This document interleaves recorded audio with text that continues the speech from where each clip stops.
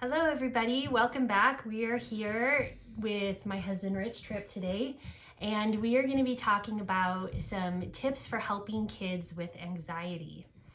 And this is a subject that I know a lot of people struggle with, and he works regularly with people that have this issue. So we're going to let him give us some of his wisdom today, and we're excited to have you here. Happy Thanks to for help. helping us out. So what are some of your best tips? Share your wisdom. Share my wisdom. Yes. Can I go based on your questions that you got yeah. here? Okay.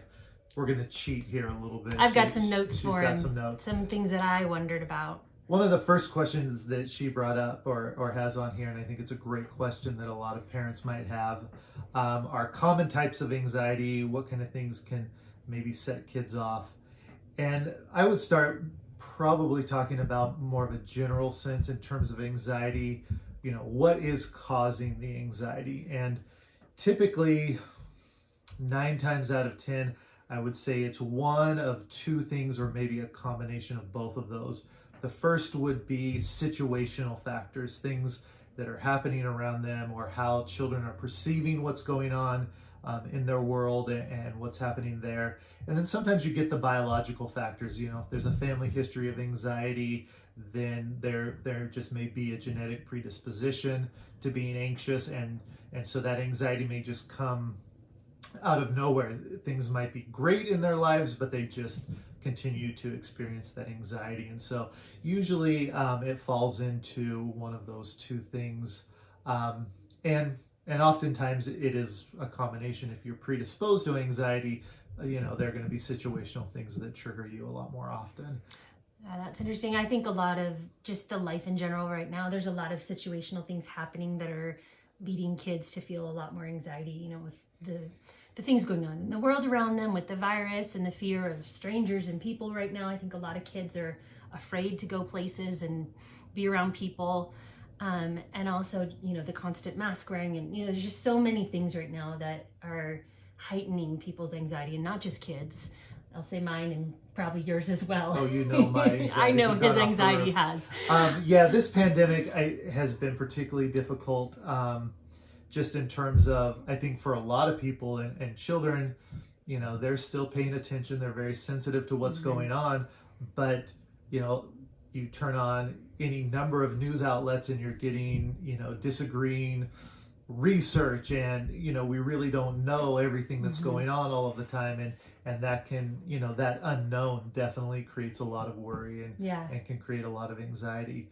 And you also partner that with the fact that for the longest time we shut kids down and away from those things that naturally helped them to cope with anxiety. Sports, social situations, being able to get out with friends, sometimes work.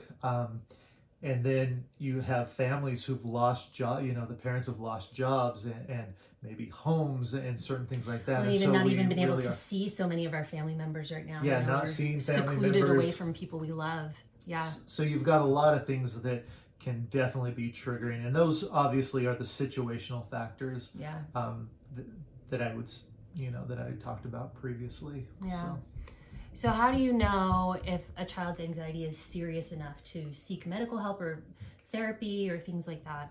So that's a great question that comes up so often, whether it's anxiety, whether it's depression, and the way that when we diagnose, first of all, you have to fit certain symptoms and have, you know, a number of those symptoms to meet the diagnostic criteria for ADHD. Not ADHD, I do so much with ADHD. Anxiety, ADHD, any kind of mental illness. But one of the more subjective things that we talk about is what impact it's having on, whether it's educational, family, social, you know, again, for adults, it may be occupational. And if it's causing, and it just is kind of this more subjective, is it causing significant distress in those areas? That's always, I mean, that would help them meet the diagnostic criteria for whatever they're experiencing, but also would probably be a pretty good indicator of being able to get in and get some help. It's always, you know, it's always great to get therapy. If if your family is predisposed to having anxiety, if mom and dad have anxiety and older siblings have anxiety, the chances are good that there's probably this genetic or biological component. And that would be a good time. You probably would still want to talk with a mental health professional and get a diagnosis, but also talking with a pediatrician or a doctor, because in that case, medication can often be helpful in those situations. So, how about in like school situations? Like, this is a homeschool podcast. So for me, for my kids, sometimes when they have heightened anxiety, they struggle with focusing on their assignments, or things stress them out a little more easily. I don't know, what are some tips you have in that area? So I would say, whether it's in homeschool or whatever situation you're in, if we think about anxiety at a basic level is based in fear. And so if we're talking about situational things, a lot of that anxiety is caused because there's some sort of perceived threat that child is experiencing. Is the world going to collapse? Am I going to get the coronavirus and die? Am I, whatever it is, there may be some perceived threat. Did my brother ruin the lunch that I wanted to have, and now I'm really frustrated, and there's this huge That's what's threat happening upstairs in our house right now. So, with all of us, we have these perceptions and these perceived threats. And we've got to understand that when the body perceives a threat, it automatically goes into fight or flight mode. You start getting a racing heart, your breathing is shallow and it speeds up, you get muscle tension, and there's really, your body is just going through all of this physiological change, trying to protect you, because instinctually that's what it does, but there's no outlet for it sometimes. And so one of the common things that we do, and they're so cliche in therapy, but they're cliche because they work. Deep breathing. If you can get them to just take some deep breaths and just kind of calm that heartbeat down, slow their breathing down a little bit, help them find a way to get out. If they need to go run around in the snow barefoot for 15 minutes, no, don't send them out barefoot. But, if they need to just go outside and do some circles around the house or something like that, something to help them get that nervous energy out, then, a lot of times they're much better able to be in a place where you can start talking to them about their perception of what's going on. Oftentimes we try to be like, oh, well, don't worry about this and don't worry about that, and try to cognitively talk them through things. But if you're in fight or flight, and this is children or adults, your brain is not wired at that point to be sitting there going, yeah, I should think about this logically. If you're walking through the forest and a bear is coming after you, you're not sitting there going, what am I going to have for lunch today? Wonder how much that bear weighs. How many pounds per square inch is he going to bite me with those jaws? We don't think that way. We're trying to get out of whatever that situation is. And so we don't have that deeper cognitive ability to kind of work through those things. And children don't have that all too much, even when they're feeling calm. But that's where we as parents can help them kind of work through those thoughts. Well, what are you afraid of? Well, I'm afraid the world's going to end. Well, let's talk about where we are right now, and how are we doing as a family and as a home, and and just helping them see the truth of what's going on in life. Sometimes it is hard and sometimes it's challenging, but other times you can talk to them about the truth of what's happening and help them be able to hold on to that and calm down a little bit. I remember at the beginning of the virus last year, our littlest, she would have been 6 then, was afraid every time we left the house. She was so afraid that we would get sick and die every time any of us left the house. And I'm sure that was a real and terrifying thing to her, that our discussions probably didn't help the matter, because we were afraid and we didn't know what was going on, and there were just so many things to worry about during that time, and the extra cleaning and the extra steps of everything we were doing were new and different and scary to her. And I think she's gotten through those fears now, but and we've calmed down too. We have. But yeah, that was a big thing for her. So tips, you say deep breathing. exercise or something physical Exercise, outlet to get them out. Younger kids, I'll say shake off your fear, and I just let them shake their body, roll your shoulder. I mean, they can look like they're having a seizure on the floor. In fact, that's what tantrums are a lot of times too. That their body is naturally, finding ways to get that energy and that muscle tension out. And so we don't love it in tantrums because usually it's embarrassing and it's in the middle of Walmart when you don't buy them a toy or whatever it is. but it's still that same physiological response. And so if we can find ways to help them get that out, that's good. And talking them through. And then talk to them about it. But it really needs to be in that order. If you're trying to talk them through stuff when they're in that heightened state of arousal, you're not going to get very far. So I think that is really wise advice. He's always so good with my kids, our kids, when they're in an emotional state. And I don't always handle it as well. I'm just like, I just walk away and leave them to scream in their room or whatever. And he'll come in and within seconds, he's so good at just having typically my girls calm down and talking. Where like I've spent hours trying to calm them down. And I remember Elsie when she was littler, it was often that way where he'd come home from work and I'm like, I don't know, she's in the room screaming and kicking the door for like 2 hours it had been. And within seconds, he's just like, oh, well, we're chatting and we're happy. And I'm like, what do you do? He's magic. Well, he's magic. No. I don't know about magic, but I also wasn't home with them all day long too. Yeah, that's true. That probably makes a big difference. Yeah. All right. So any other tips or advice or any other thoughts here that you think would be good for parents that are struggling through this with their kids right now? So I think we've covered like a lot of, just kind of some basic things that you can do with general anxiety. Some of the common mental traps that I see children, individuals, everybody get caught up in that can lead to anxiety are things like negatively predicting the future. It's really easy to come up with a lot of what ifs. What if the plane we're about to get onto crashes? I actually worked with a kid whose family had to cancel their trip to Hawaii because he threw such a big fit. He wouldn't get onto the airplane. I've heard things like, what if I get abducted by aliens? And these children are legitimately worried and anxious about these things, but we can kind of help them work through that and be like, okay, there are a lot of what ifs, but let's talk about what is going on right now and let's focus on that. And if there are any challenges, we're going to be okay. And, this is what we're going to do to get through it. Another mental trap is that we often have a tendency to exaggerate the negative, which led to the fight upstairs today at lunch, which is, somebody ruined somebody's lunch and it was a negative, but it feels like the end of the world. And so, being able to find ways to talk them through that and, okay, are we exaggerating this a little bit? And and don't minimize it either. Oh, it's just soup. But like for them, it still is important. And so we want to find that balance and be able to look at things truthfully for them and help them that way. So those are two big ones to kind of help and watch your kids with.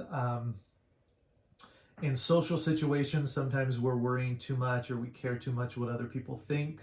And so that can create a lot of shyness or, tendency to kind of withdraw and worry about saying something dumb. And you see this a lot more, I think, in teenagers that become more aware of social situations and social stigma and saying the right thing or the wrong thing. All of the right or the wrong things. Wearing the right thing. And it does become easy to lose yourself trying to please everybody else. And so, that one I usually work with people, and the trick really is that everybody is going around worried what other people are thinking of them. I mean, that's kind of what we do. It's like, well, I'm going to do this podcast and we're recording. What shirt should I wear today? And what, and what should we do? And so we're always kind of going around wondering what people are thinking about. We had this talk just the other day about running. If you're running on a trail and you want to walk, you have to wait till you pass the person coming at you because you don't want to be seen as weak and be walking. Yep. Just a silly little thing that we both just admitted we do. Yeah. I will wait till nobody's around when to start walking more often than not. Kind of look all over the place and then walk for a little bit. And so we all have a tendency to do this, and really if we can just help particularly our teenage children to understand that they're great, be themselves, and that actually, if we can get outside of worrying what other people are thinking and move towards just caring about others, being nice, being kind, being complimentary, that's going to go a lot further and help us develop confidence than just kind of withdrawing and not saying anything. Mm-hmm. And so there's some common ones, and particularly for younger children, there are some resources, and I can have Karen put those in the podcast and wherever she's in our show publishing notes. this, I will in do the show that. notes. Yes. And so I think it's called the Copycat Workbook and stuff like that. And so there are some fun little workbooks that We you can have a get little for one for kids kids. too. I can't remember the title of it right now, but our doctor recommended it. I'll look it up and add it, but it's a cute little, like, when I worry too much or something like that. There's some good resources out there. And it's been good for our Elsie has struggled a little with anxiety over the years, and I mean, not intensely, but enough that it's been good to just talk her through situations, and that was a good one. So we'll do some resources, look at them. Some are workbooks and they can be a little bit more in depth. Sometimes it's nice just to have some things that are pretty simple and can kind of help them out. And again, if that doesn't seem to help a whole lot, it might be nice to get in with a therapist who knows how to work with children or teenagers and kind of help them. So I have another question.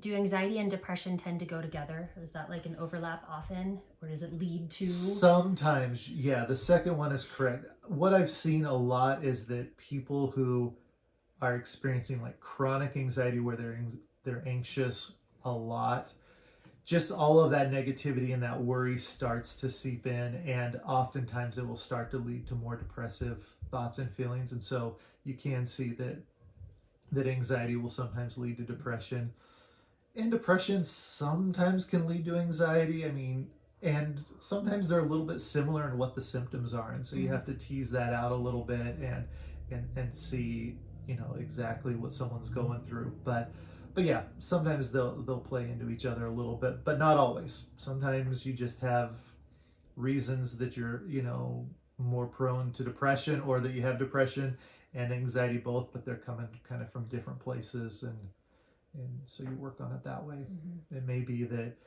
the depression is a family history trait or something like that, and so they may just be experiencing that, but then anxiety because of other things that are going on in their lives or whatever. And so I will say, you brought up depression, but if any of your children have ADHD, I have seen a lot of, whether it's causation or correlation, but a lot of correlation between ADHD and anxiety. Oh, interesting. Okay. And it, again, a lot of children may go undiagnosed or untreated, but their world is just scattered a lot of times. And we live in a world, and maybe, particularly in homeschooling, where it's, you're at home, but your room's got to be clean, and you've got to do all of this stuff, and you've got to do your homework, and and all of these things that you have to do. And often poor little struggling ADHD kids struggle with all of those things and accomplishing those things in the day, every day. Yeah, I mean, asking them to clean their room is the equivalent to, asking climbing one of us to climb a mountain or fix the nation's debt, or cure the pandemic, kind of a thing. Like, where do we even start with those kind of things? And oftentimes as adults, we're like, well, just do this and do this and do this, and that it's a lot harder for them to be able to mentally break those things down and organize it in a way that would be effective.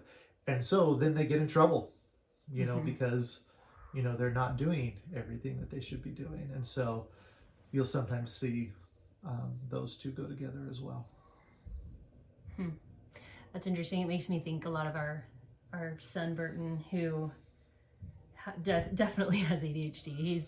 We have a couple of diagnosed ADHD kiddos, and one that probably still one that probably is, but we haven't done anything there yet. But he struggles the most, I would say, with order and cleanliness and focus, and he just gets so easily distracted.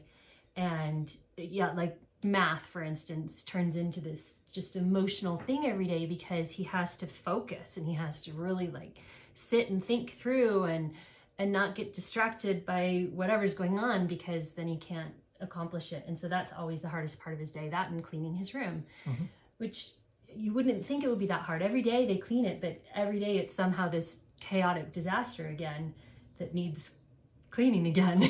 And I don't know what he does Clean in there. it every day. They clean it. Yeah, clean is relative depending on who says it. But yeah, it does lead to a lot of anxiety and stress for him, those things. And I think also has led to possibly other like stomach and other issues that he's going through could be related as well. We don't know. We're figuring him out. But yeah, that's a tough one. So yeah. So a few different things that can definitely trigger or play into that anxiety for sure. Yeah. All right. Any other thoughts before we say goodbye to our friends here? I mean, really quick, from some of your notes, if they have a fear of certain things, there are different, you can do kind of different types of exposure therapy. I mean, therapy can really be helpful, whether it's exposure therapy.